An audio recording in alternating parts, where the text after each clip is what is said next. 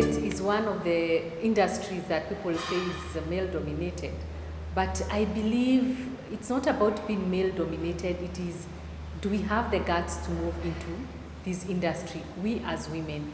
And today's episode we have a lady, an interior designer, a friend, and a consultant, very experienced in interior design, and she's going to take us through how it has been for her in this business, the challenges, and how she's been able to overcome it. Is she enjoying herself as a lady in the real estate business? Because interior design is part of real estate. So welcome to the show, Real Estate Show with Terry. And as always, we bring you insights on real estate investing for you to become a better real estate investor. And welcome to the show. Thank you. You'll introduce yourself again. My name is Gill, founder of Brighter Spaces Interior Design. Brighter Spaces. Yes. Interior. Yes. Wow, that's a good name because actually you're brightening the spaces. Yes. Interior design lifts our mood. Mm-hmm. You can go into a room and you just feel gloomy. You go into another room and you feel your spirits are lifted up. So how has it been for you in the industry so far? So far, it has not been easy, but somehow I would say COVID did jumpstart us into thinking about having our own businesses and having that financial security. So it kind of put me to the task of thinking about how to find something that you're very passionate about. I had other ideas of being in other different businesses, but then the interior design one, because I was very passionate about it. And in this industry, you need to be very passionate about whatever you're doing, otherwise you will not be able to survive in the industry. To survive. Yeah. How has it been? How has that journey been for you? I know the viewers want to know, is it something that they can venture in? What are these advantages you've been able to get? I'd say advantages, you're able to plan your time and know what you're going to do each and every day. So with getting clients, the first year was about marketing and just getting the brand out there to be known by people, as in Brighter Spaces. Sometimes I enjoy people referring to me as Brighter Spaces, so I know that I have done a good job in regards to that.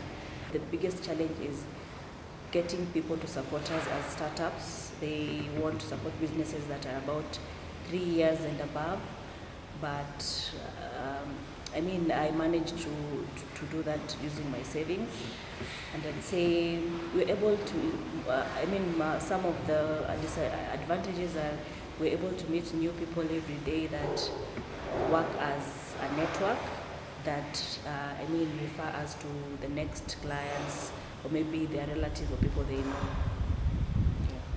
It's interesting. Were you able to get mentors? Have you been able to get, somebody to handhold you, to take you to where they are, to where you would want to be? Because for me, that was a bit of a challenge. Like I give my story, my mom was my mentor. And after that, I've been swimming in this field on my own, but now trying to pick up with other realtors, and I think this is something that we need to look into for those who are already seasoned in a certain industry. How can we do the mentorship? Have you been able to get a mentor? I struggled with mentorship for the first 2 years, but having a background in business management, I specialize in procurement. So with the procurement side of it, I was really good.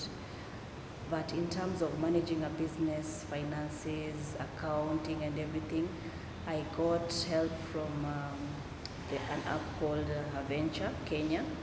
And also I have done my own research. I have applied for online courses. I follow a lot of international interior designers and I pay for their master classes. So that has been it has really helped the business. And also my own in terms of reading and researching by myself. It's interesting, by the way, for you to get somebody who is ready to mentor you. It's not that, because even I being a realtor, it's very difficult, to say that I'll give maybe 2 days a day to a mentor. And for me, that's why I say Property Hall Investment came up with coaching programs, so that we're able to mentor these people. Somebody who is new in the industry, you don't have to make the same mistakes that we made when we were beginning. You can move from step 0 until maybe 5, instead of moving from 0, 1, 2, 3 up to 5. And I think this is something that we need to pick up in the industry. Another thing that I get, maybe you need to talk about project management. How of a challenge has it been? Because even people like outside the country, they are afraid to build houses. How has it been for you, one as an interior designer and as a consultant in terms of project management? Project management has been a challenge because there's people talk about being conned a lot of times by contractors and service providers. But if you contract us for a job, we'll be able to take you through the process. There's a process of doing a background check for the service providers. And also we offer project management services whereby we are able to be on site 24/7. Also, if we do the visualization, you'll be able to understand how the project goes. And we give you a project sheet that you'll be able to know that week 1, we're going to tackle this, week 2. So we put you in the picture, so you are part of the implementation team as the client. Well, that's good, because like you said, there is a lot of, the challenge is how to handle these, do I say the materials? That's what we're talking about, project management. Yes. How do you handle these materials so that you don't have wastage, or you don't buy something that was then not going to be used, because there's no need of having wastage of money. And that has been a big concern from most of the people who are building homes, who are building, and especially if they are away from the project. So do you handle projects outside the Nairobi, because this is now in Nairobi County? Do you handle projects outside Nairobi? Yes, we do handle different, we have handled projects in Homa Bay, Machakos, Busia, Kakamega, Gatundu, and many more to come. So in terms of, that's why we always request the client to allow us to get on site, so that we can understand the geographical environment to see how we can get on site and what challenges are we going to have while doing the site visits. So that's why we insist on site visits, to come and just have a feel of whatever you'd want us to work with. Real estate is known to be a male-dominated industry. So how has it been for you in terms of even dressing, in terms of the people you're working with? How has it been for you? I was lucky enough to have transitioned from a male-dominated industry. So I feel like it really helped me in terms of dealing with a lot of men, because 90% of the time I'm the only lady on site, and you being in the industry, you understand that we need to collaborate for us to move forward and work as a team. For me, if I've met any interior designer who is male, there are not so many. It's more of the ladies, because they are more keen to this detail. They know the kind of space, the mood they want to achieve. So I think in terms of even if it is the industry itself, real estate is more male, interior on its own is more female.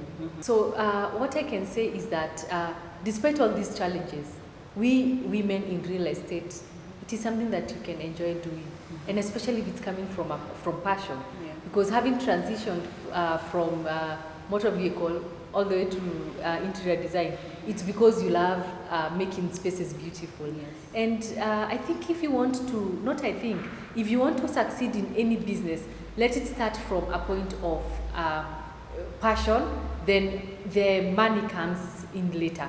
Because it takes so much time, it takes so much energy, but if you're doing it because of money, you may not even persevere. Like she was saying, like Gill was saying, the first 1 year is a lot of marketing, a lot of putting yourself out to the people, for people to know what is this you're doing. So you may not even earn anything, but what is your driving force is the passion that you have for this industry you are in, or for the work you're doing. As always, share, like, subscribe, and watch these videos.